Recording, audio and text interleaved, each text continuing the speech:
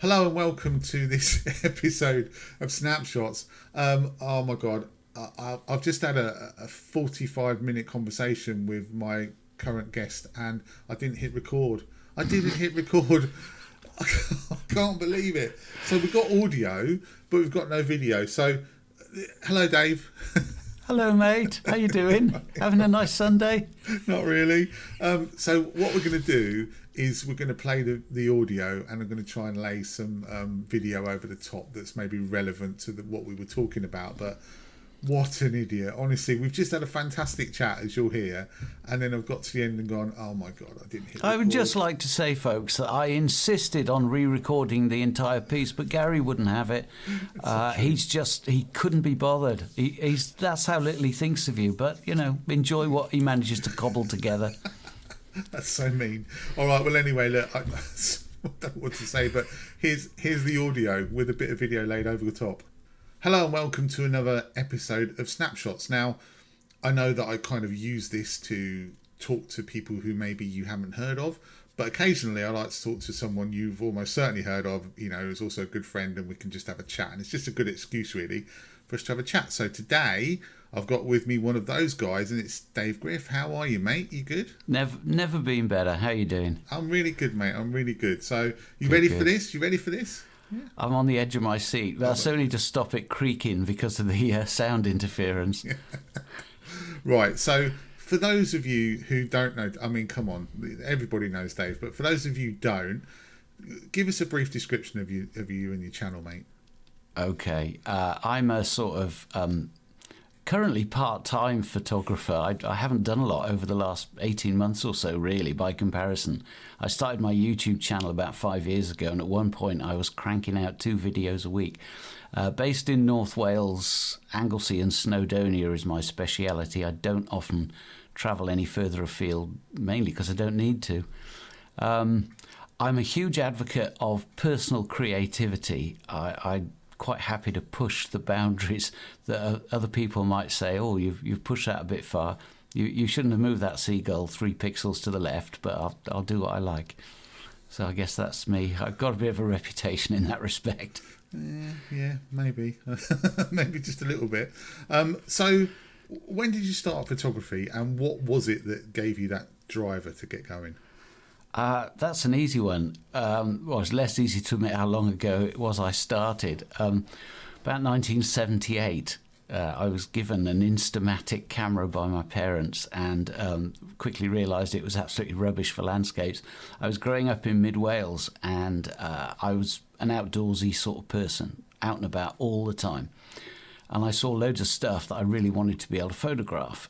So when I got my first job in November 79, I saved up my first sort of 6 months pay packet, lived off baked beans, and I bought myself a Rolly F35 with a 50mm f1.8 lens, and that's what I cut my teeth on over the next 5 years or so. Okay, and when did you start your YouTube channel? How long ago was that? Yeah, that was about 5 years, I think, something in that order. So what got you into YouTube? What was the fascination with that, or what was the draw of that? I was watching landscape photography videos kind of round about the very early days, sort of the pioneering sort of Tom Heaton stuff.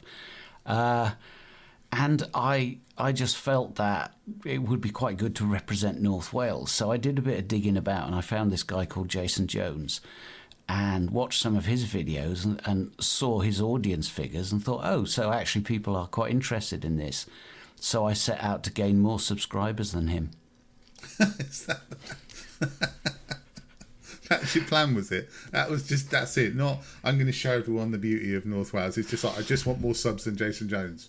Well, you get all these photography vloggers. They come on and they say, "Oh, my audience, doesn't matter to me what my numbers are like," and we all know it's a pack of lies. But actually, no. I to be fair to Jason, I've met him. I like him. We get on well. But it was just that I thought, well, there's room for perhaps a slightly different approach. But also, I'd only just come back to photography not long before that, after a moratorium of about 25 years. So there was that element of sort of tracking my progress, if you like. So the YouTube channel was just somewhere to park the videos so my mum could have a look, and people that I know could see what I was up to. I really didn't anticipate an audience of any sort. Well, you're doing all right.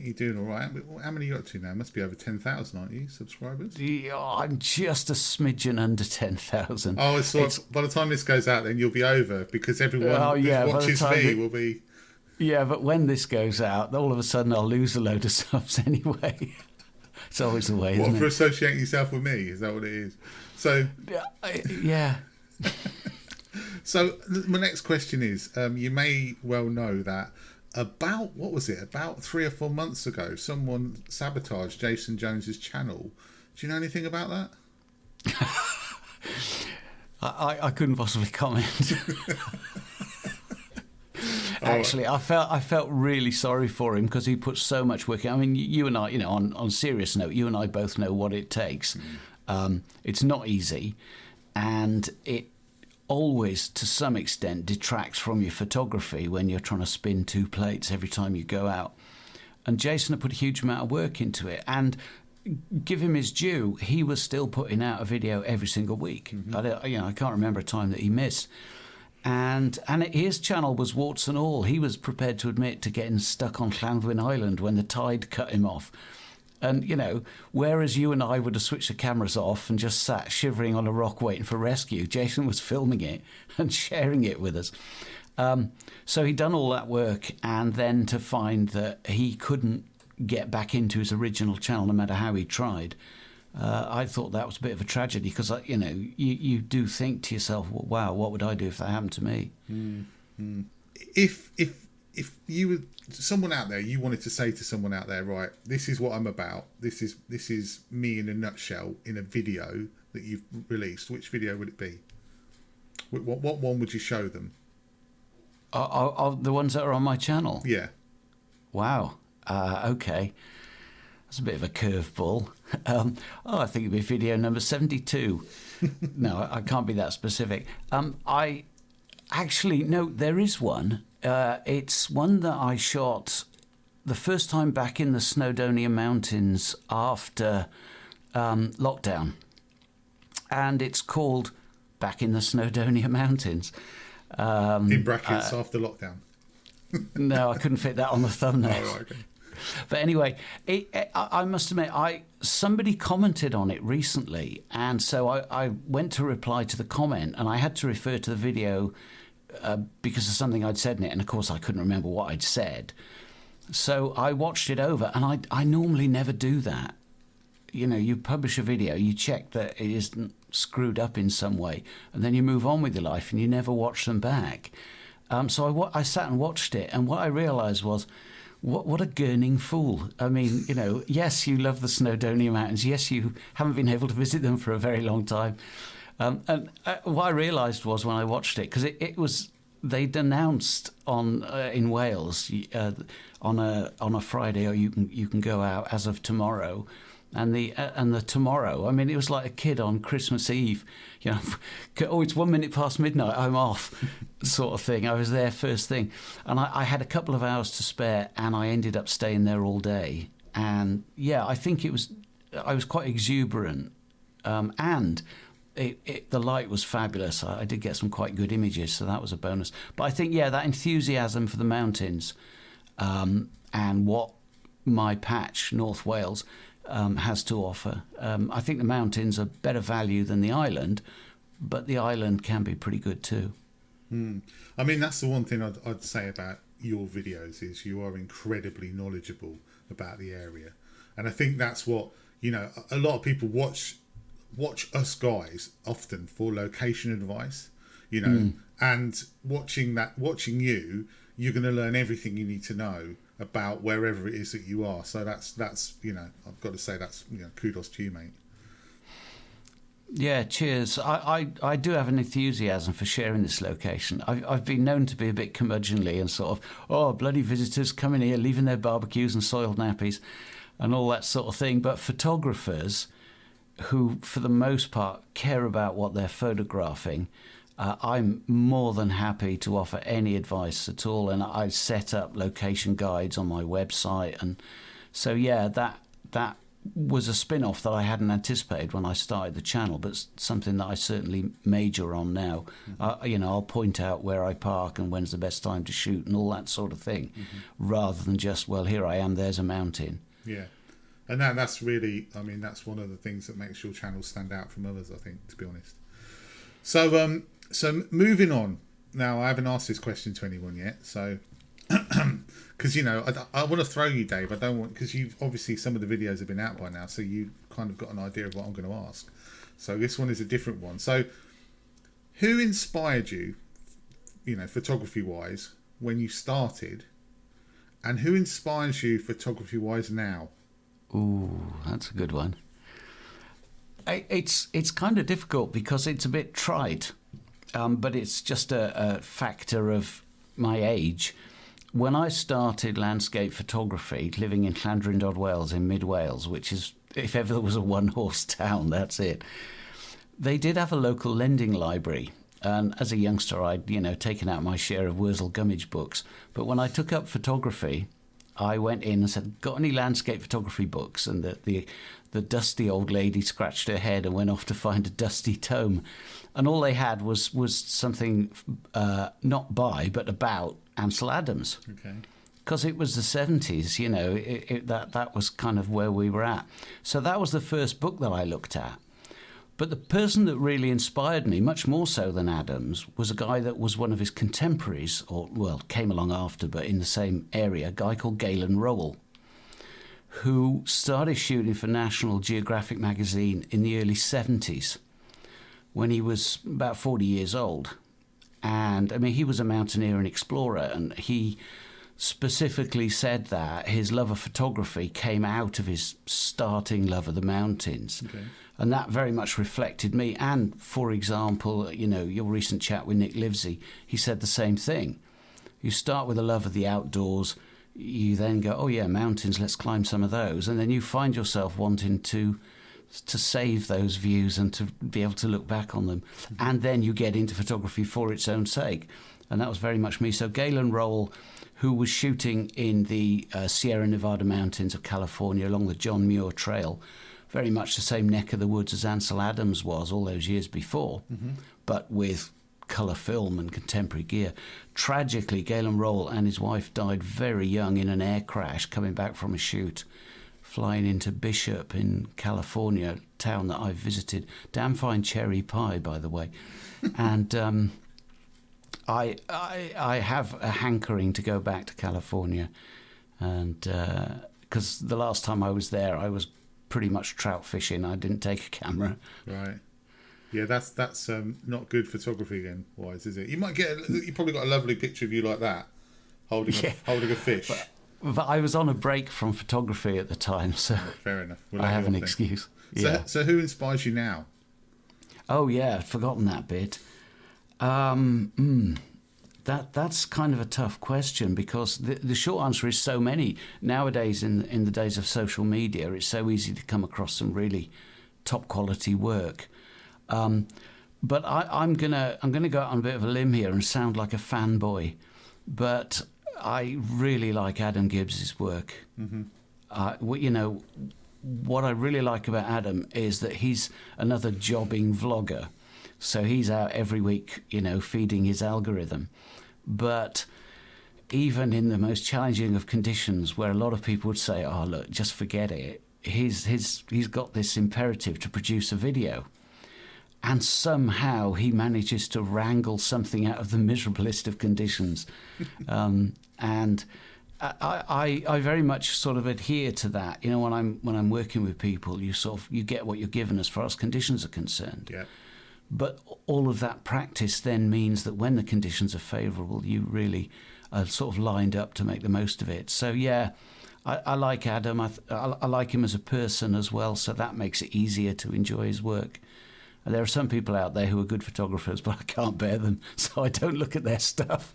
Sounds like most people that I know, actually. I don't think I like anybody very much. You're all right, I guess, but Other than that. Yeah.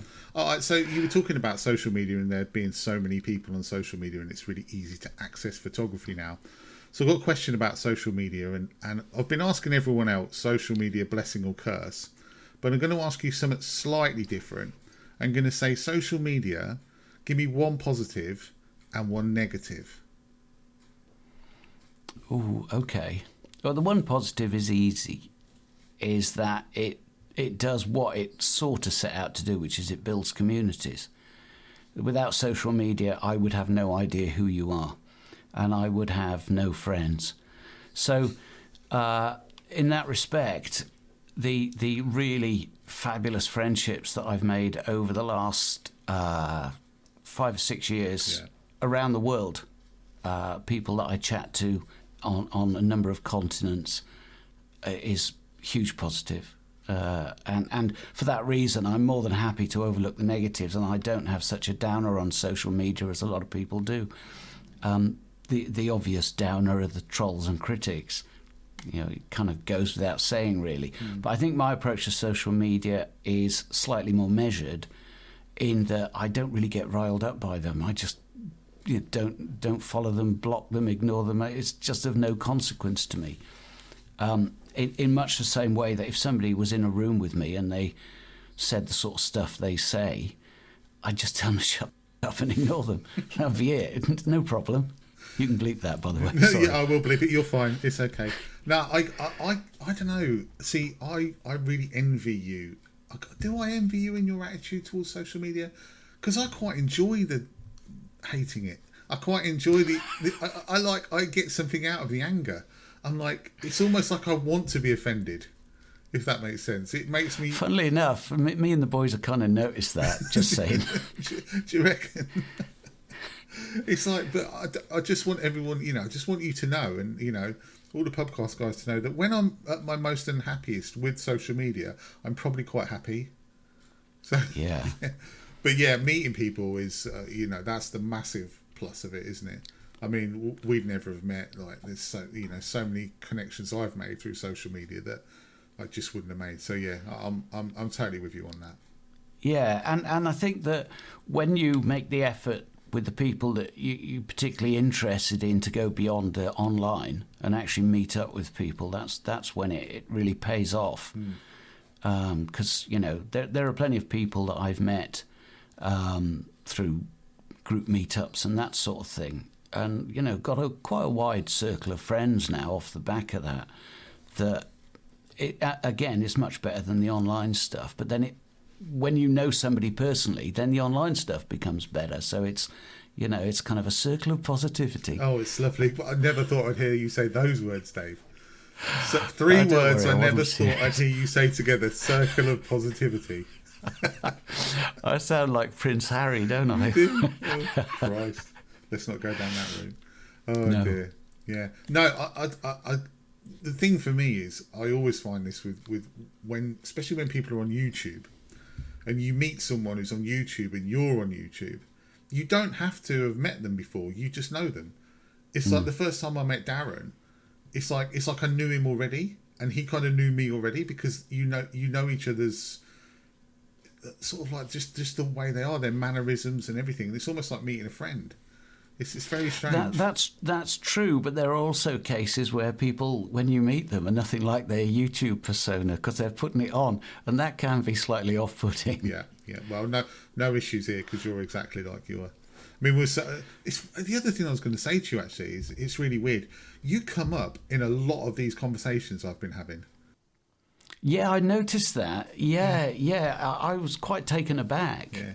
Extremely taken aback, actually, because I would be an absolutely terrible lawyer if somebody was in some bother, especially if they did it, because I'd want to be on the prosecution.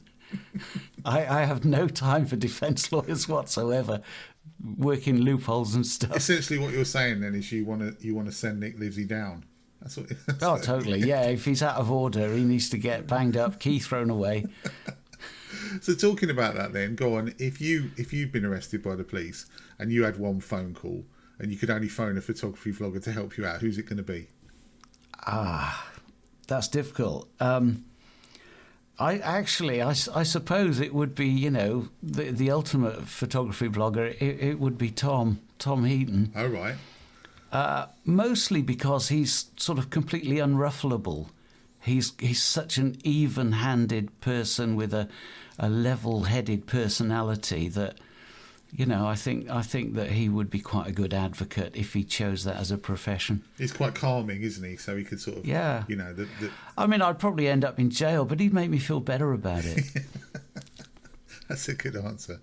All right, let's go back to photography again. So, I mean, I know you run workshops, but if there's one tip that you could give to someone in terms of photography, what would it be? I'm not sure if it's as much about sort of technique or, don't buy gear, go on location or all of those sort of things. But one thing that I actually was talking about only recently with somebody online, there's a young lady called Courtney Victoria who has a YouTube channel. And in a recent video, she was agonizing about, she'd had a sort of artistic block, and she was worried that her photography wasn't as good as it might be. And I commented to saying something along the lines of, well, look, it's a great pity that people feel like that about their photography. They feel a personal pressure.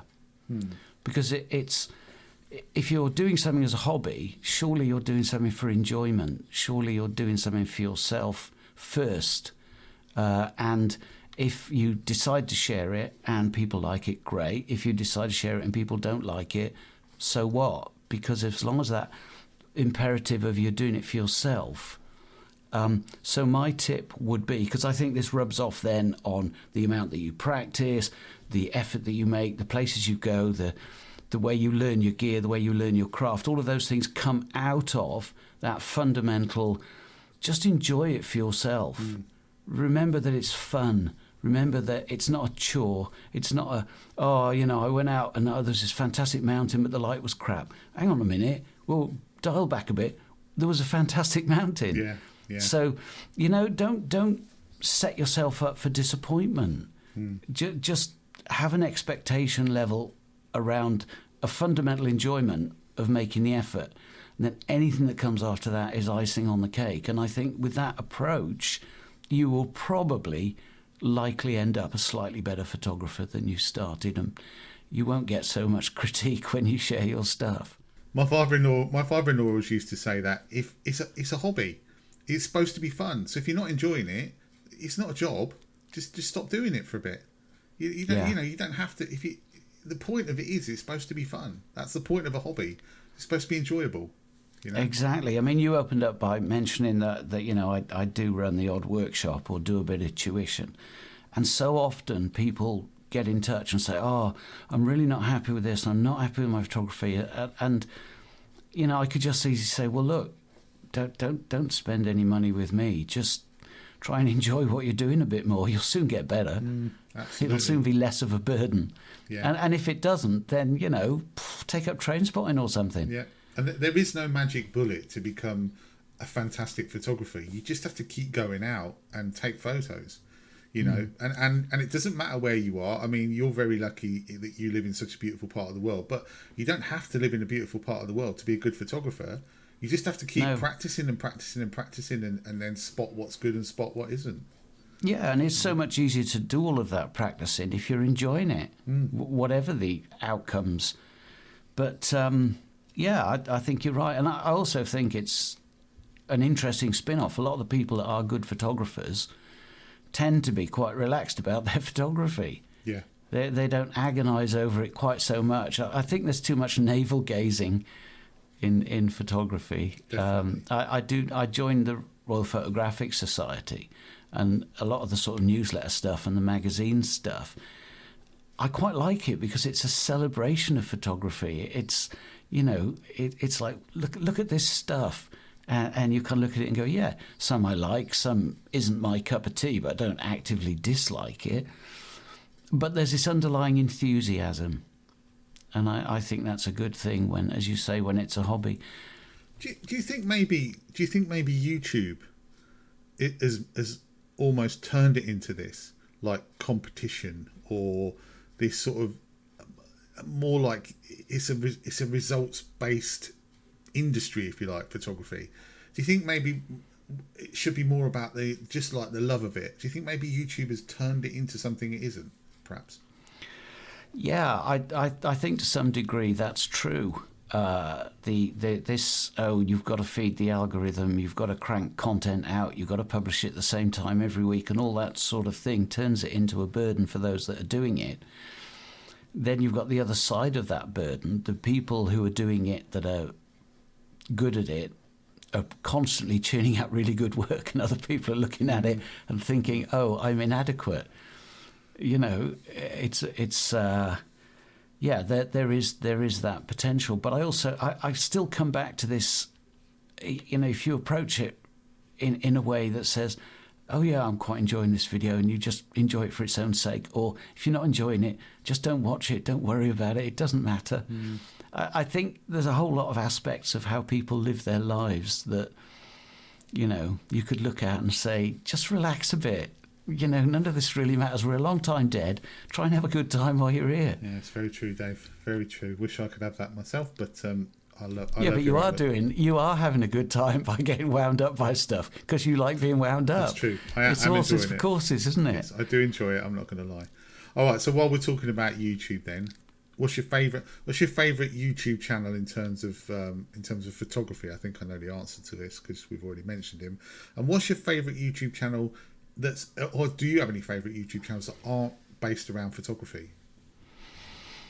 Yeah, I do actually, but they're kind of slightly eclectic. I like Aussie Man Reviews. Oh yeah, he's brilliant. I love Aussie Man Reviews. I also, bizarrely, because I work from home for the most part, I love American courtroom channels where they publish or post an entire court case from start to finish.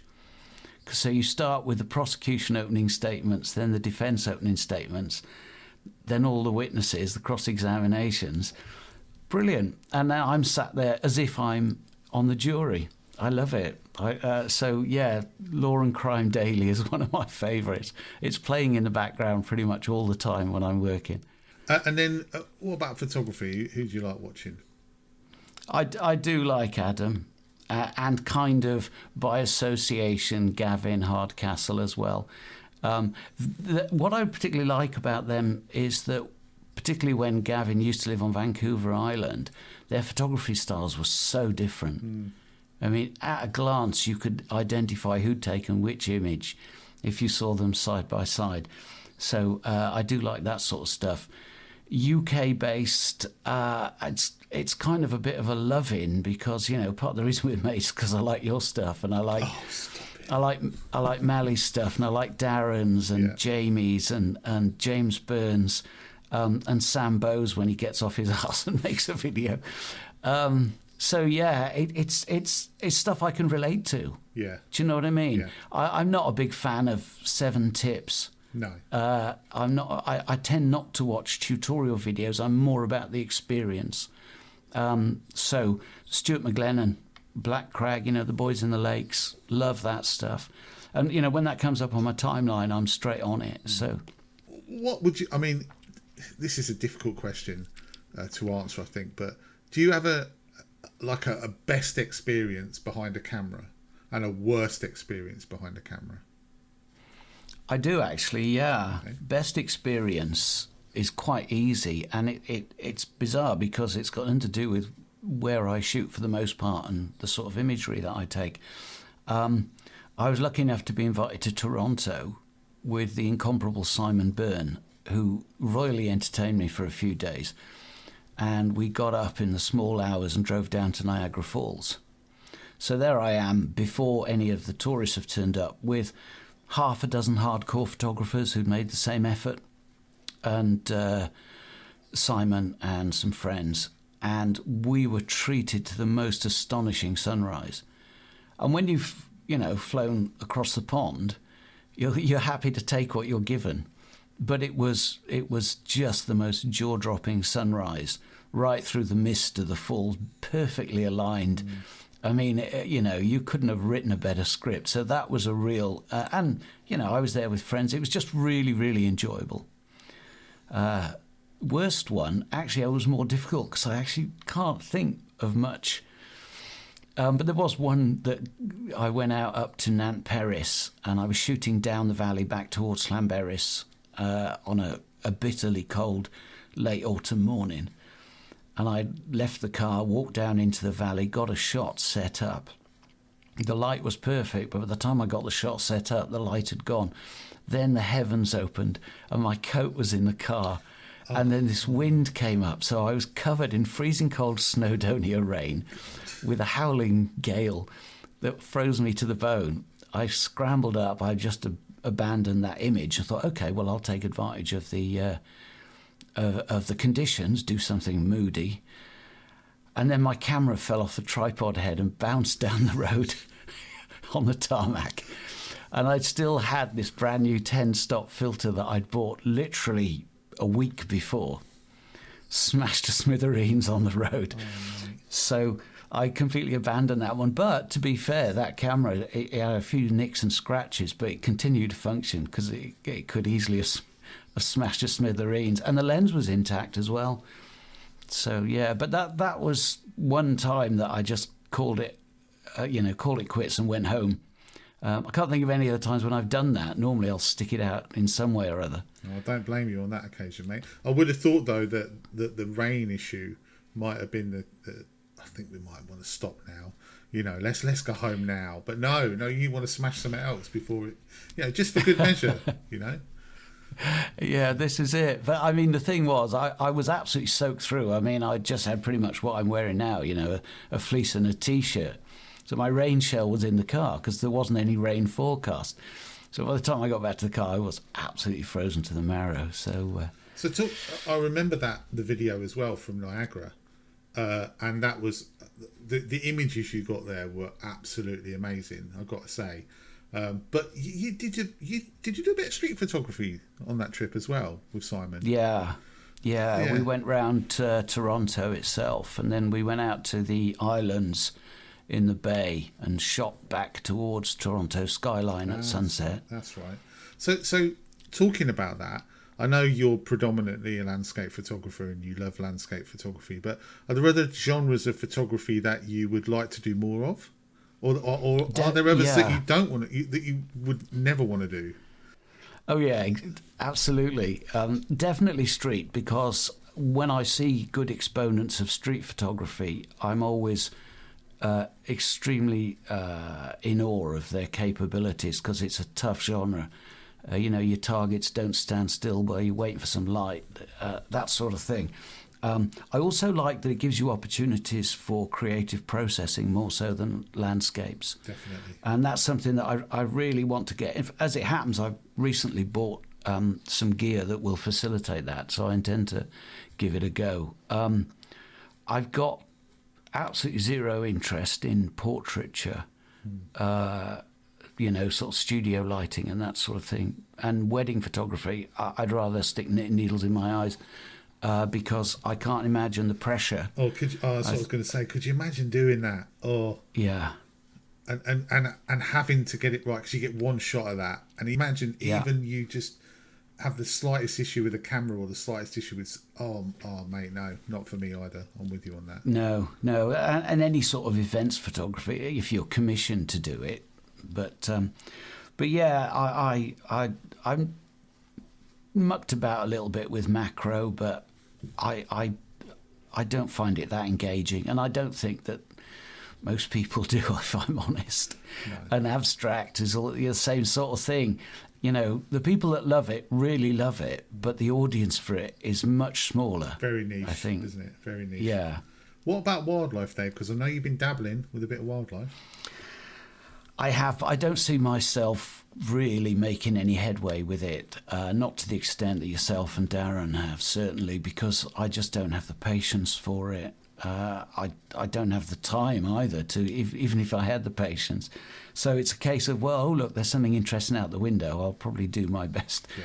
But I don't see myself visiting places where there's lots of wildlife, setting up a hide or whatever and doing it properly. And frankly, in order to do the genre justice, that's what it takes. I understand the levels of dedication and effort, and I simply, don't have what it takes. So if I grab the odd image and it's worth sharing, I'll share it. But, I certainly won't be making wildlife videos. Right.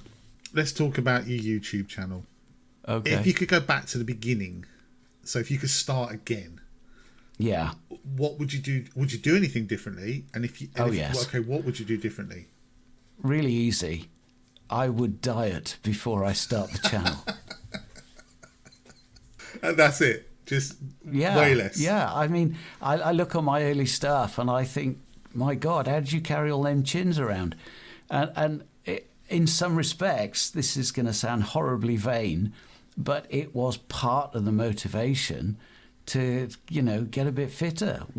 I was looking at myself on camera thinking, Jesus H. Christ, you've let yourself go. And, I make a point of not having any mirrors in the house, so... Yeah, that's what. To be fair, how I started it and the progression that I made in those first few videos, if I started it all over again, not sure I'd do that much different, simply because it's all part of the learning process. And if you go back and try and rewrite it, is it not a bit of a Sky replacement scenario? Yeah, very true. Yeah, I guess you've got it. I think everyone who progresses on YouTube goes through certain phases.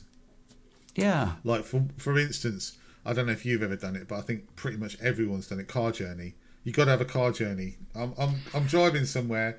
Here's a clip, several clips put together over about 50 seconds of me driving to that place. Yeah, I did that. Yeah. I tried to put a slant on it. There was one where I was late for a sunrise, so I did it a bit speeded up. I also did a holiday journey from my drive to a hotel in Mallorca. I was stretching the genre a bit there. How long did that last, Dave? How long was that video? It was a long segment. But the only time I've used it recently was coming through the Ogwen Valley on a Saturday when all the trippers were parking down the road, double parked, and Plod was there lifting them. So since I had my dash cam on just for general purposes, I used a bit of that footage in the video. That's fair enough, mate. That's got to be done, that one, just for a bit of enjoyment value for everyone, isn't it? Exactly. Yeah, but I think, people do go through that phase of YouTube where there's certain things that it's like you go, so you do that, and then there's a bit with transitions where you're trying to make the transitions all funky, and in the end you just work out that what really matters is the story, I think, so... Yeah, definitely. Yeah. So, what about your favourite ever photo? Do you have a favourite ever photo that you've taken?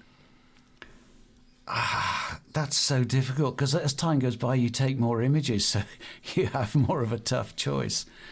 I've got some highlights, but I think the one that kind of springboarded me into feeling, I sort of know what I'm doing, and the one that sort of made me think, oh yeah, you could start a YouTube channel. You wouldn't embarrass yourself too much, although fair to say I have subsequently done so many times.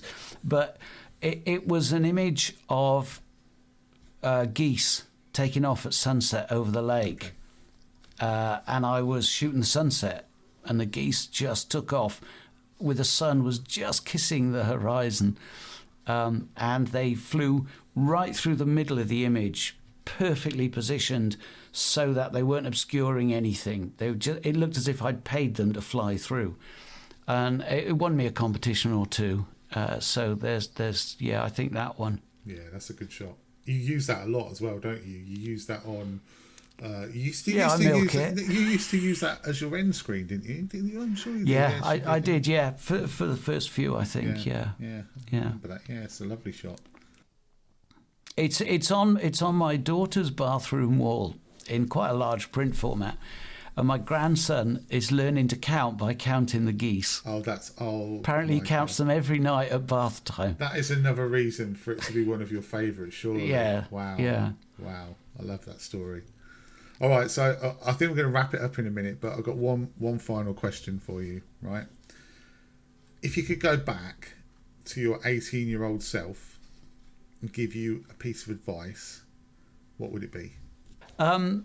That's a really interesting question. I think that it relates to photography as far as what we were talking about previously, in that sort of, don't worry, be happy sort of philosophy.